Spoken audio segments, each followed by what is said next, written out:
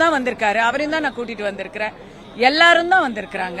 இதுல எதை பிளவுபடுத்துறதா அவங்க நினைக்கிறாங்க? இதெல்லாம் அரசியல் பொறாமையில் வரும் வார்த்தைகள். சதிகாரர்கள் அப்படின்ற மாதிரி சொல்லியிருக்காரு, அமீர் சொல்லியிருக்காரு, டைரக்டர் அமீர். அவர் மாற்று மதத்தை சேர்ந்தவங்க. நான் குறிப்பிட்டு யாரையும் சொல்ல விரும்பல.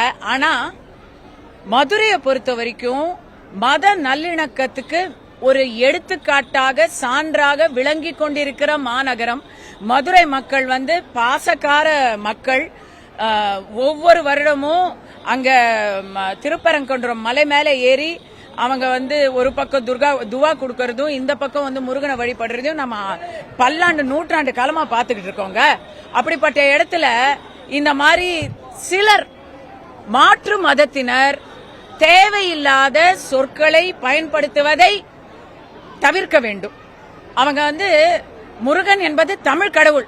அவருடைய மூதாதையர்கள் கூட தமிழர்கள் தானே. அவர் வேணா அவரை தமிழரா நினைக்கலையோ என்னன்னு தெரியல. பட் நம்ம எல்லாரும் தமிழால் ஒன்றுபட்டவர்கள் தானே. தமிழ் கடவுள் முருகன் நம்ம எல்லாருக்கும் மூதாதையர் தானே. அவங்க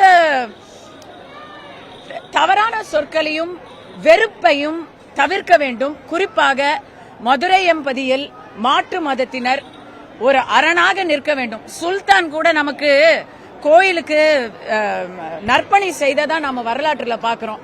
அப்படி இருக்கும்போது அந்த மதத்தை சேர்ந்தவர்கள் ஆதரவை தான் கொடுக்கணும்னு நான் நினைக்கிறேன்.